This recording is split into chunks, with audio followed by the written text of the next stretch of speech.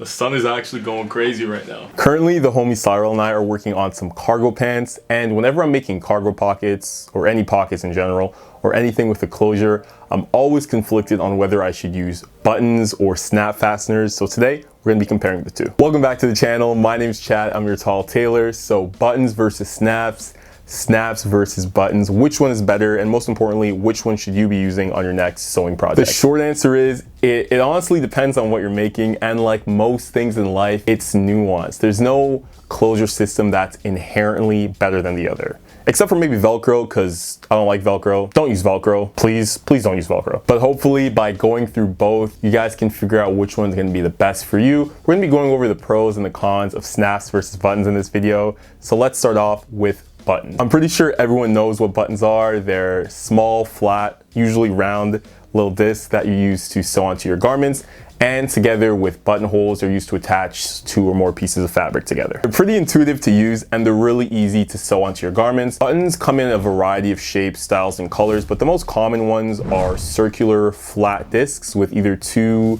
or 4 buttonholes in them. We also have wooden buttons, metal buttons, plastic buttons, a variety of colors and shapes, shank buttons, cloth top buttons, decorative buttons, knot buttons, as well as hook and eyes, which I guess aren't really buttons, but they're kind of like button adjacent, so I'll just lump them into this category. As we've just gone over, there's a literal plethora of buttons to choose from. It's best to find the design that works best for you and for your next project. Now I'm going to show you guys how to sew on buttons. I'm going to show you guys 2 different ways. First is going to be by hand, the method I use the most, and next is just going to be with a sewing machine. For these examples, I used a flat 4-hole button, but it's pretty much the same for 2-hole buttons as well. By hand, we want to start by threading our needle and knotting both ends together. Mark the fabric with some chalk or a pencil or something like that, and insert the needle into the fabric. Just a tip after you knot your needle, and this goes for any type of hand sewing that you're going to be doing, it's always good to take some wax. I'm using some beeswax here, and then just running your thread over it a couple of times. So I'm just putting my thread down on the wax and running it. This is just so that the thread gets a little bit of lubrication and just makes it so that it runs through the fabric a little bit better, and it's not going to knot up as much. So I just do it a couple of times to get the thread coated with some wax, and then we are ready to sew.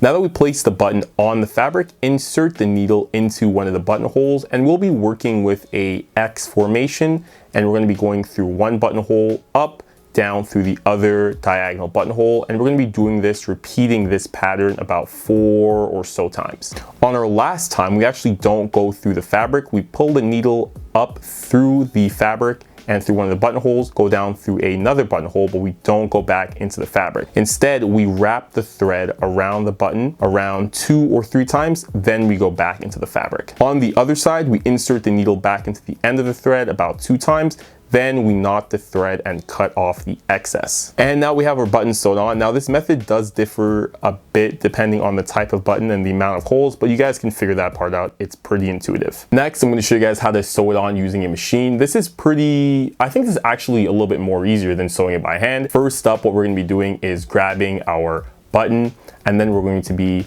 marking out where we want our button to be on our garment with either, like we did previously, some tailor's chalk or a pencil. Now we're going to be replacing the presser foot of our sewing machine with a buttonhole presser foot.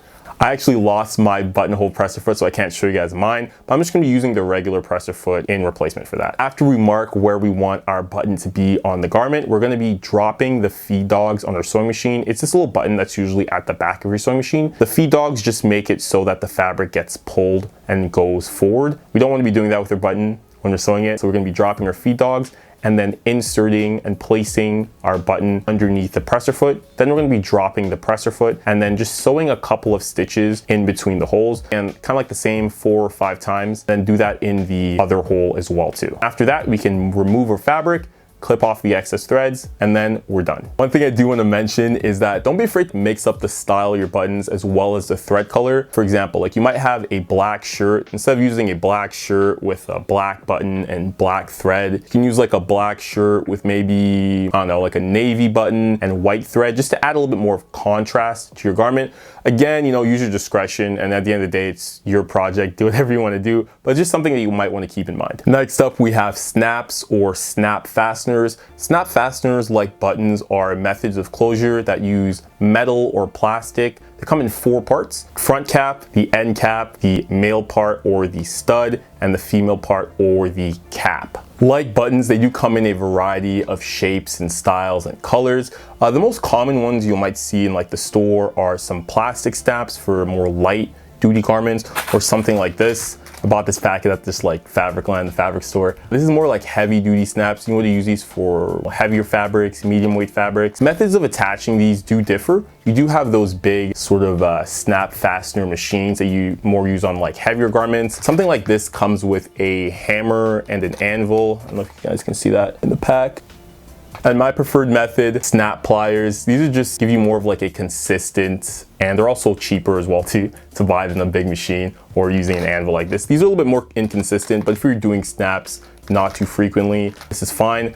But if you're doing it more regularly, but you don't want to buy one of those big machines, pliers work pretty well. To attach snap fasteners, it really does depend on which snap fastener you're using, but they are all pretty similar. I'm going to show you guys how to be attaching these heavy duty snaps. The first thing you want to do, same with attaching our buttons, is we're going to be marking it on the fabric where we want our snap to be.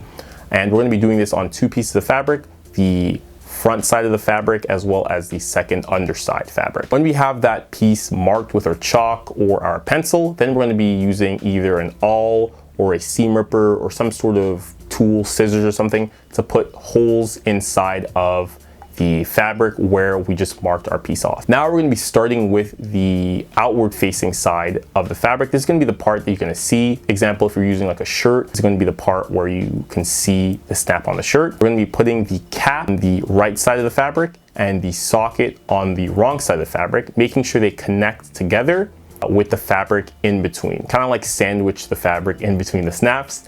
Then we're going to be placing our pliers onto the snap and then pressing down firmly, not too hard because that might distort or damage the snap, but just firmly enough to secure the 2 pieces together. Once that's done, we repeat the exact same process, but this time with the socket and the bottom cap, pressing the pliers firmly, and then that's it, we're done. Now we can just do a quick test and you'll hear that nice satisfying snap sound when you put the 2 pieces of fabric together.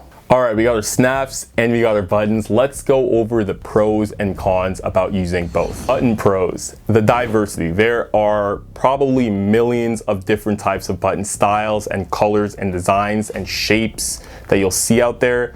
Literally anything you can imagine, there's probably a button for it. They're also cheap and pretty versatile. Besides for needle and thread, you don't really need any specialized equipment or tools to attach buttons. They're also lighter and more versatile in application, in my opinion. Like you can put buttons on formal clothing and casual clothing. You can put them on outdoor wear, shoes even. You can't really say the same for snaps. Now let's go over some pros of snaps. Number 1, they are crazy durable. They almost never break, at least in my opinion. I've never had a snap break on me, nor have I seen anyone snap break. And they're also really easy to use. You can use these one-handed with minimal dexterity or minimal pressure needed. They also have more of like a utilitarian kind of look if that's something you're going for, and they're a little bit more of a durable and strong closure method. Now let's go over some cons. Cons of buttons, durability for sure. I've had personally, I'm not like that big of a guy, but I've had personally several buttons in my life either snap in half or just pop right off when I'm using them. Kind of embarrassing and dangerous. If like a button flies off, like hit someone in the eye or something like that. Also dexterity. For me, I'm a young guy. If anybody has had to button up a dress shirt, especially the placket one-handed, you know exactly what I'm talking about. This small button, I'm gonna start that sentence over again, my phone just dropped. That one small button there, that is like so hard to button up. It takes a lot of like, I gotta think about buttoning that button. Imagine if you're like older or you have some like, you know, arthritis or something in your hands and you know, it might be a little bit more difficult to do that. Snaps, you do not have that problem. Some cons of snaps, depending on the type of snap you get, the quality might not be up to par. They can tarnish and rust. I have had garments where that's happened before.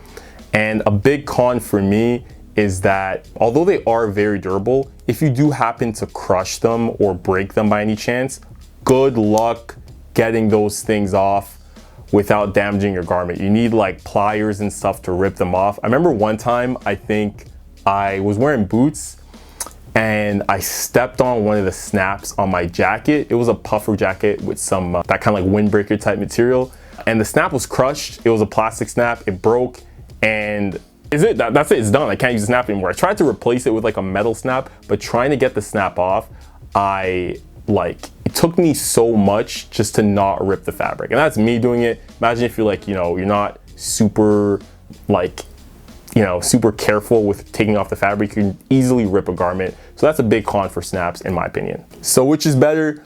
Buttons, snaps, buttons? Honestly, the decision's up to you. Let me know in the comment section what you think, and thank you guys so much for watching. Also, I'm not biased or anything, but look how many buttons I have. Look at all these cool buttons.